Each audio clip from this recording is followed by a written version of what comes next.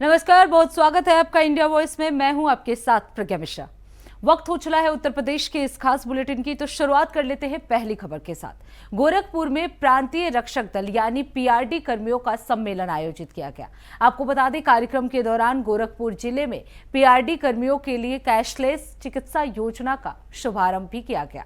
सम्मेलन में पीआरडी कर्मियों से जुड़े मुद्दों और कल्याणकारी योजनाओं पर चर्चा की गई। अधिकारियों ने कर्मियों की सेवाओं और जिम्मेदारियों को महत्वपूर्ण बताते हुए उनके हित में किए जा रहे प्रयासों की भी जानकारी दी। इस दौरान सीएम योगी आदित्यनाथ भी मौजूद रहे। उन्होंने इस दौरान क्या कुछ कहा, चलिए आपको सुनवाते हैं।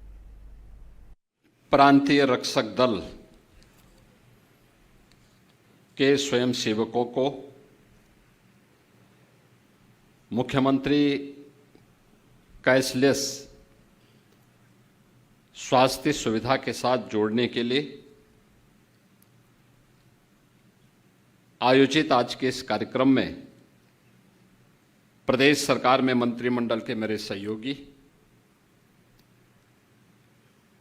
प्रदेश के राजनीतिक पेंशन, सैनिक कल्याण, प्रांतीय रक्षक दल विभाग के मंत्री डॉक्टर सोमेंद्र तोमर जी,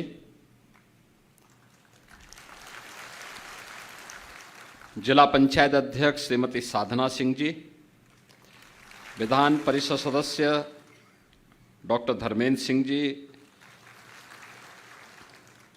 माननीय विधायकगण श्री विपिन सिंह जी, श्री फतेह बहादुर सिंह जी, श्री महेंद्र पाल सिंह जी, श्री श्रीराम चौहान जी, श्री प्रदीप शुक्ला जी, श्री श्रवण कुमार निषाद जी, विभाग के सचिव एवं महानिदेशक श्री सुहास सेलवाई जी, भारतीय जनता। मुझे अच्छा लगा कि विभागीय स्तर पर आप लोगों को एक हाई-राइज बिल्डिंग बैरक के रूप में लखनऊ के सरोजनी नगर में उपलब्ध हो रही है। मैं इसके लिए विभाग को हृदय से बधाई देता हूं। अब रुक कर लेते हैं अगली खबर की। राम मंदिर चंदा विवाद में बड़ा अपडेट सामने आया है। आपको बता दें, एसआईटी की अंतिम रिपोर्ट के बाद यूपी की सियासत भी गरमा गई है। योगी सरकार की ओर से गठित एसआईटी ने मामले की अंतिम रिपोर्ट जो है वो पेश कर दी है। वही रिपोर्ट के मुताबिक श्री राम जन्मभूमि तीर्थ क्षेत्र ट्रस्ट के पूर्व महासचिव चंपत राय और पूर्व सदस्य अनिल मिश्रा को क्लीन चिट मिल गई है। वहीं एसआईटी की रिपोर्ट में 8 आरोपियों के नाम शामिल हैं, जिन्हें पुलिस पहले ही गिरफ्तार कर चुकी है। दरअसल राम मंदिर की चंदे से जुड़े आरोपों के बाद योगी सरकार ने मामले की जांच के लिए एसआईटी गठित की थी। एसआईटी की प्रारंभिक रिपोर्ट आने के बाद जन्मभूमि थाने में एफआईआर दर्ज कराई गई थी। अब अंतिम रिपोर्ट सामने आने के बाद विपक्ष ने बीजेपी पर विपक्षी दल जो है वो लगातार हमलावर नजर आ रहे हैं। वहीं समाजवादी पार्टी ने कई गंभीर सवाल भी उठाए हैं, जबकि बीजेपी का कहना है कि जांच में जो भी दोषी पाया जाएगा उसके खिलाफ कार्रवाई की जाएगी। यानी एक तरफ चंपत राय और अनिल मिश्रा को क्लीन चिट, तो दूसरी तरफ 8 आरोपियों पे कार्रवाई भी हुई है। इसी पर बनी हमारी एक खास रिपोर्ट, चलिए आपको दिखा देते हैं। राम मंदिर चंदा चोरी विवाद में एक्शन ने रफ्तार पकड़ ली है। योगी सरकार की तरफ से गठित एसआईटी ने अपनी अंतिम रिपोर्ट सौंप दी है। इस रिपोर्ट में श्री राम जन्मभूमि तीर्थ क्षेत्र ट्रस्ट के पूर्व महासचिव चंपत राय और पूर्व सदस्य अनिल मिश्रा को क्लीन चिट दे दी गई है। बता दें, चंपत राय वही नाम है जिन्होंने चंदा चोरी विवाद सामने आने के बाद अपने पद से इस्तीफा दे दिया था। अब एसआईटी की अंतिम रिपोर्ट में उन्हें क्लीन चिट मिल गई है। एसआईटी की रिपोर्ट शासन को सौंपे जाने के बाद इसे श्री राम जन्मभूमि तीर्थ क्षेत्र ट्रस्ट को आगे कार्रवाई के लिए भेज दिया गया है। लेकिन इस रिपोर्ट की सबसे अहम बात यह है कि जांच में 8 लोगों की भूमिका सामने आई है, जिन्हें पुलिस पहले ही गिरफ्तार कर चुकी है। उनके नाम हैं अविनाश शुक्ला, अनुकल्प मिश्रा, लवकुश मिश्रा, मनीष कुमार यादव, करुणेश पांडे, रमाशंकर मिश्रा, सुभाष श्रीवास्तव, रामशंकर यादव उर्फ टीनू। इन 8 आरोपियों के खिलाफ श्री राम जन्मभूमि थाने में केस दर्ज किया गया था। ट्रस्ट के सदस्य कृष्ण मोहन की लिखित शिकायत के आधार पर दर्ज एफआईआर में इन नामों को नामजद किया गया। आरोपियों के खिलाफ भारतीय न्याय संहिता की संबंधित धाराओं के साथ साथ भ्रष्टाचार निवारण अधिनियम की धारा 13A के तहत भी कार्रवाई की गई। चंदा चोरी केस में एसआईटी की टाइमलाइन। 13 जून को शासन ने 3 सदस्यीय एसआईटी बनाई। 23 जून को एसआईटी ने प्रारंभिक रिपोर्ट सौंपी। 25 जून को अयोध्या में पहली एफआईआर दर्ज हुई और अब फाइनल रिपोर्ट में चंपत राय, अनिल मिश्रा को क्लीन चिट मिली। एसआईटी की अंतिम रिपोर्ट सामने आते ही राजनीतिक गलियारों में भी हलचल तेज हो गई। समाजवादी पार्टी और कांग्रेस ने इस मुद्दे को लेकर बीजेपी और सरकार पर निशाना साधा। वहीं बीजेपी लगातार ये दावा कर रही है कि जांच निष्पक्ष तरीके से हो रही है। इस देश के बच्चे बच्चे को पता है कि राम जन्मभूमि ट्रस्ट के अंदर बैठ के भारतीय जनता पार्टी ने जबरदस्त आर्थिक गड़बड़ियां करी हैं। चंदा चोरी हुई है, ये एक अकाट सत्य है और भारतीय जनता पार्टी के राज में है, ये अकाट सत्य है और महाराज जी की सरकार के नाक के नीचे हुआ, ये भी अकाट सत्य है। जब तक भारतीय जनता पार्टी इसका प्रायश्चित नहीं कर सकती तब तक ये जनता उनको माफ नहीं करने वाली। एसआईटी की रिपोर्ट कुछ भी कहती रहे। राम मंदिर ट्रस्ट के विश्वासघातियों को बचाने की एक कवायद और जिस तरीके से भारतीय जनता पार्टी के हों, संघ के हों या फिर विश्व हिंदू परिषद के जितने चोर, लुटेरे, डकैत, जिन लोगों ने डकैती डाली थी विभिन्न तरीके से प्रभु श्री राम के चढ़ावे में, प्रभु श्री राम के दान में, प्रभु श्री राम के चंदे में, उन सबको बचाने के लिए छोटी छोटी मछलियों को चारा बनाया गया था। और इस एसआईटी का अध्यक्ष एक ऐसा आदमी था जो खुद 420 के केस का आरोपी। एसआईटी का गठन हुआ। एसआईटी के गठन के बाद 8 लोगों की गिरफ्तारी हुई, उन पे कार्रवाई हो रही है और अब एसआईटी की फाइनल रिपोर्ट आने के बाद उन्होंने अपनी रिपोर्ट सबमिट कर दी है। वहीं संत समाज ने भी एसआईटी की रिपोर्ट पर भरोसा जताया और उम्मीद जताई कि भविष्य में चंदा चोरी जैसी घटना नहीं होगी। हम सभी साधु संत, अयोध्यावासी, राम मंदिर के प्रति निष्ठा रखने वाले सभी लोग इससे बहुत संतुष्ट हैं। आशा करते हैं कि दोबारा कभी भी राम मंदिर की मर्यादा के खिलाफ इस तरह का कोई भी इंसिडेंट नहीं होगा। एसआईटी की जांच में श्री चंपत राय जी को और अनिल मिश्रा जी को क्लीन चिट मिला है। अनिल मिश्रा के बारे में तो हम लोग नहीं जानते हैं, लेकिन चंपत राय को लेकर के हम लोग पहले से ही विश्वस्त थे कि चंपत राय जी ऐसा महापाप नहीं कर सकते। अब सबसे बड़ा सवाल यही है कि क्या सुप्रीम कोर्ट की निगरानी में चल रही दूसरी एसआईटी की जांच भी इन्हीं निष्कर्षों तक पहुंचेगी या फिर चंदा चोरी विवाद में अभी और बड़े खुलासे होना बाकी है। अब रुक कर लेते हैं अगली खबर की। उत्तर प्रदेश में त्रिस्तरीय पंचायत चुनाव को लेकर एक बार फिर तस्वीर बदलती हुई नजर आ रही है।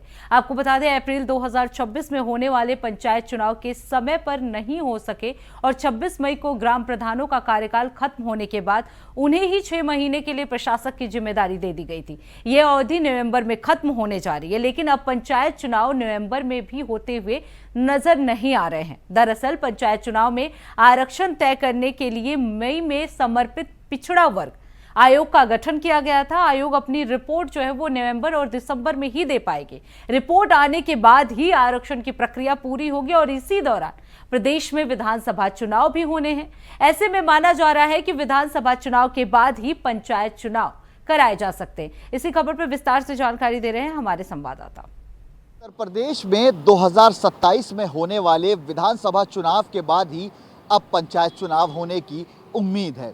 ऐसा इसलिए कहा जा रहा है क्योंकि पंचायती आरक्षण को लेकर जो पिछड़ा वर्ग आयोग गठित किया गया था वो अपनी रिपोर्ट नवंबर-दिसंबर तक सौंपेगा, जिससे ये कयास लगाया जा रहा है कि जिस तरीके से प्रधानों का कार्यकाल 6 महीने के लिए बढ़ाया गया था, 26 मई को प्रधानों का कार्यकाल खत्म हुआ था। उसके बाद पंचायती राज विभाग ने 6 महीने के लिए प्रधानों को प्रशासक बनाया था। अब ये उम्मीद है कि पंचायती आरक्षण को लेकर जो पिछड़ा वर्ग आयोग का गठन किया गया था, अगर वो रिपोर्ट नवंबर-दिसंबर तक सौंपता है तो एक बार फिर से तमाम प्रधानों का कार्यकाल बढ़ेगा। उन्हें प्रशासक के रूप में 6 महीने का और समय दिया जा सकता है, क्योंकि 2027 का विधानसभा चुनाव है और विधानसभा चुनाव के बाद ही पंचायती चुनाव होने की उम्मीद जताई जा रही है।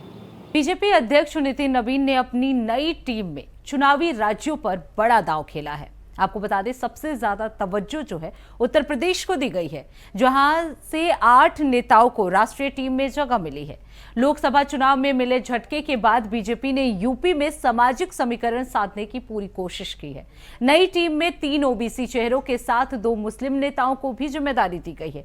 वहीं पूर्वांचल के ब्राह्मण चेहरे और बस्ती से 2 बार के सांसद हरीश द्विवेदी को राष्ट्रीय महासचिव बनाया गया है। यानी बीजेपी ने पिछड़ों और अल्पसंख्यकों को प्रतिनिधित्व देने के साथ अपने पारंपरिक सामाजिक आधार को भी साधने की कोशिश की है। नितिन नवीन की टीम में यूपी से 2 महामंत्री, 2 उपाध्यक्ष और 2 मंत्री बनाए गए हैं। साफ है कि आने वाले चुनावों को देखते हुए बीजेपी ने यूपी के सामाजिक समीकरण पर खास फोकस किया है। इसी पर विस्तार से जानकारी दे रहे हैं हमारे संवाददाता। भारतीय जनता पार्टी की राष्ट्रीय टीम का ऐलान हो चुका है। ऐसे में उत्तर प्रदेश में 2027 विधानसभा चुनाव को ध्यान में रखते हुए उत्तर प्रदेश से 8 लोगों को राष्ट्रीय संगठन में जगह दी गई है। बात की जाए उत्तर प्रदेश से रेखा वर्मा है, स्मृति ईरानी, हरीश द्विवेदी, भोला सिंह, बासित अली, प्रोफेसर तारिक मंसूर समेत तमाम ऐसे जो नेता हैं उनको राष्ट्रीय टीम में जगह दी गई है। और साथ ही बात की जाए 2024 लोकसभा चुनाव के नतीजों की, तो उत्तर प्रदेश में भारतीय जनता पार्टी को हार का सामना करना पड़ा था। समाजवादी पार्टी ने 37 सीटें हासिल की थी, भारतीय जनता पार्टी ने कम सीटें हासिल की थी। ऐसे में पीडीए की काट को लेकर इस बार पिछड़ों पर दांव लगाया गया है। राष्ट्रीय टीम में 3 पिछड़े चेहरे जो हैं वो शामिल हैं और साथ ही 2 अल्पसंख्यकों को शामिल किया गया, जिसमें कुंवर बासित अली, प्रोफेसर तारिक मंसूर शामिल हैं। वहीं बात की जाए पूर्वांचल से आने वाले ब्राह्मण जो चेहरा है हरीश द्विवेदी, उनको भी राष्ट्रीय टीम में जिम्मेदारी सौंपी गई है। ऐसे में 2027 विधानसभा चुनाव को ध्यान में रखते हुए उत्तर प्रदेश के 8 लोगों को नितिन नवीन की टीम में जगह मिली है। कैमरा पर्सन हरीश के साथ अजहर खान, इंडिया वॉइस, लखनऊ। अब रुक कर लेते हैं अगली खबर की। यूपी के कैबिनेट मंत्री संजय निषाद के एक बयान ने सियासी हलचल तेज कर दी है। निषाद आरक्षण के मुद्दे पर बोलते हुए संजय निषाद ने मंच से बीजेपी को लेकर बड़ा बयान दे दिया है। संजय निषाद ने कहा कि निषाद समाज की अपील अगर हाथी, साइकिल और पंजे ने नहीं सुनी तो वो सत्ता से बाहर चले गए, और अगर बीजेपी भी निषादों की बात नहीं सुनेगी तो उसे भी सत्ता से बाहर होना पड़ेगा। दरअसल लखनऊ में 16 अगस्त को निषाद पार्टी का 11वां स्थापना दिवस मनाया गया था। कार्यक्रम में प्रदेश भर से बड़ी संख्या में पार्टी के नेता, कार्यकर्ता जो हैं वो मौजूद रहे और इसी मंच से संजय निषाद ने निषाद आरक्षण का मुद्दा उठाया और समाज के अधिकारों की बात करते हुए बीजेपी को भी नसीहत दे दी। संजय निषाद ने कहा कि हमारे पूर्वजों ने देश को आजाद कराने में योगदान दिया और संविधान लिखने में भी अहम भूमिका निभाई है। अब कैबिनेट मंत्री के इस बयान के बाद सवाल उठ रहे हैं, क्या निषाद आरक्षण के मुद्दे पर बीजेपी और निषाद पार्टी के बीच दबाव बढ़ रहा है? क्या संजय निषाद का ये बयान आने वाले चुनाव से पहले बीजेपी के लिए सियासी संकेत है? फिलहाल संजय निषाद के इस बयान ने यूपी की सियासत में नई चर्चा जरूर छेड़ दी है।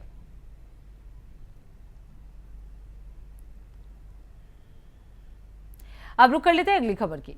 नोएडा के सेक्टर 20 में थाना पुलिस ने चोरी की बड़ी वारदात का खुलासा करते हुए 6 आरोपियों को गिरफ्तार कर लिया है। पुलिस ने आरोपियों के कब्जे से 1 करोड़ 48 लाख रुपए नगद और वारदात में इस्तेमाल आरा कार बरामद की है। आपको बता दें, पुलिस के मुताबिक मुख्य आरोपी अवनीश कुमार अपने साथियों के साथ सीए फॉर्म चलाता था और निवेश के नाम पर लोगों से रकम लेता था। निवेश की रकम वापस न मिलने से नाराज अवनीश ने साथियों और रिश्तेदारों के साथ मिलकर सेक्टर 25 स्थित एक गैराज से रकम चोरी करने की योजना बनाई। 18 अगस्त को लोकल इंटेलिजेंस और इलेक्ट्रॉनिक सर्विलांस के आधार पर पुलिस ने रजनीगंधा चौराहे से फिल्म सिटी की ओर जाने वाले रास्ते पर 6 आरोपियों को गिरफ्तार किया। इसमें अवनीश कुमार, पवन उर्फ शिवम उर्फ कांचा, जितेंद्र कुमार, सुमित कुमार, अनिल कुमार, निशु चौहान शामिल हैं। पुलिस के अनुसार कुछ आरोपियों पर पहले से arms act, NDPS, gangster act, चोरी, मारपीट और आबकारी अधिनियम के मामले दर्ज हैं। देखिए, एक वासुदेव नाम के व्यक्ति है जिनकी एक लॉ फर्म है। इन्होंने थाना 20 में एक एफआईआर पंजीकृत कराई थी। उसका कंटेंट ये था कि इन्होंने लगभग 1.5 करोड़ से 1 करोड़ 60 लाख के बीच का एक अमाउंट जो है इन्वेस्टमेंट के लिए आशीष सक्सेना जो कि एक सीए है, उसका ऑफिस है सेक्टर 58 और सेक्टर 62 में, उसको दिए थे। आशीष सक्सेना जो है वो इन्वेस्टमेंट और इस तरह के ही काम देखता है। इसमें उसका पार्टनर आदर्श, भरत और अवनीश भी है। अवनीश ने आशीष की फर्म में लगभग 46 लाख का इन्वेस्टमेंट किया था और उसको उस तरह से रिटर्न नहीं मिल रहा था जिस तरह का रिटर्न उससे ने अपेक्षित किया था।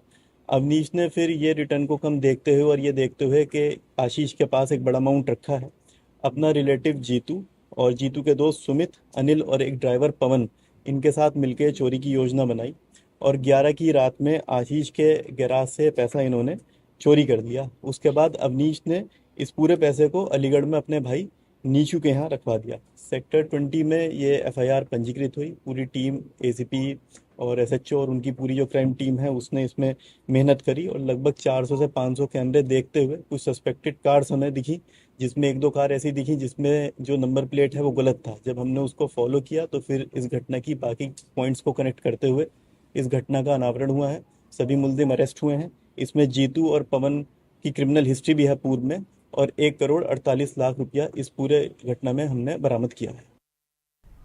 अब रुक कर लेते हैं अगली खबर की। अयोध्या में सरयू नदी का जलस्तर लगातार बढ़ रहा है। खतरे के निशान से 23 सेंटीमीटर ऊपर पहुंचा जलस्तर अब चिंता बढ़ाने लगा है। सरयू का पानी बढ़ने के बाद आवासीय इलाकों में अलर्ट जारी कर दिया गया। वहीं प्रशासन ने लोगों से बचने की अपील की है। घाटों और नदी के किनारे निगरानी जो है वो बढ़ा दी गई है। जलस्तर बढ़ने से नदी का पानी जो है वो घाटों के आसपास तक पहुंच गया और हालात पर प्रशासन जो है वो लगातार नजर बनाए हुए है। फिलहाल प्रशासन की प्राथमिकता लोगों की सुरक्षा और निचले इलाकों में पानी की स्थिति पर नजर रखना है।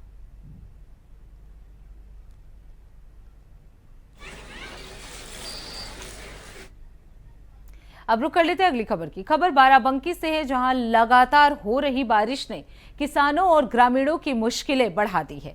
आपको बता दें त्रिवेदीगंज ब्लॉक में सैकड़ों बीघा फसल पानी में डूब गई है। वहीं लोनी कटरा थाना क्षेत्र की ग्राम पंचायत शिवनाम गांव में खेतों में पानी भर गया है।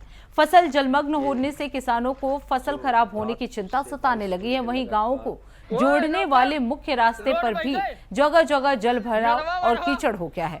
सड़क पर पानी भरने से ग्रामीणों को आवागमन में भारी परेशानी का सामना करना पड़ रहा है और इसी रास्ते से प्राथमिक विद्यालय और इंटर कॉलेज जाने वाले छात्र छात्राएं भी गुजरते हैं। लिहाजा बच्चों की मुश्किलें भी बढ़ गई हैं। ग्रामीणों का कहना है कि ये रास्ता केवल कई गांवों और खेतों पर पहुंचने का प्रमुख मार्ग है, लेकिन बारिश के बाद हुए जलभराव ने आम जनजीवन पूरी तरह से अस्त व्यस्त कर दिया है। ग्रामीणों ने प्रशासन से जल निकासी और रास्ते की समस्या का जल्द समाधान कराने की मांग की है। जो रात से बारिश हुई है लगातार, ओए लौकर रोड बह गए, नरवा वरवा। अब रुक कर लेते हैं अगली खबर की। बहराइच के मिहीपुरवा तहसील के सुजौली क्षेत्र में घाघरा नदी का जलस्तर बढ़ने से बाढ़ की स्थिति बनी हुई है। आपको बता दें, सोमवार को एसडीएम मोनालिसा जौहरी और एडीएम अमित कुमार ने प्रभावित क्षेत्रों का निरीक्षण कर ग्रामीणों का हाल जाना। सुजौली के 5 मंजरे और जंगल गुलारिया के मंजरे बाढ़ की चपेट में है, जहां करीब 6277 की आबादी प्रभावित है। हालांकि कृषि क्षेत्र फिलहाल सुरक्षित है। वहीं एसडीएम ने स्वयं पानी में उतरकर स्थिति का जायजा लिया और ग्रामीणों की समस्याएं सुनी। स्वास्थ्य सेवाओं के लिए मेडिकल टीम भी मौके पर मौजूद रही। प्रशासन ने एक बाढ़ चौकी, एक राहत केंद्र और 2 कम्युनिटी किचन सक्रिय किए हैं।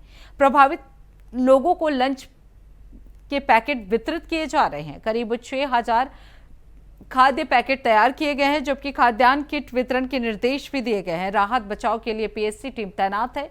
प्रशासन लगातार जल स्तर और हालात पर नजर बनाए हुए है।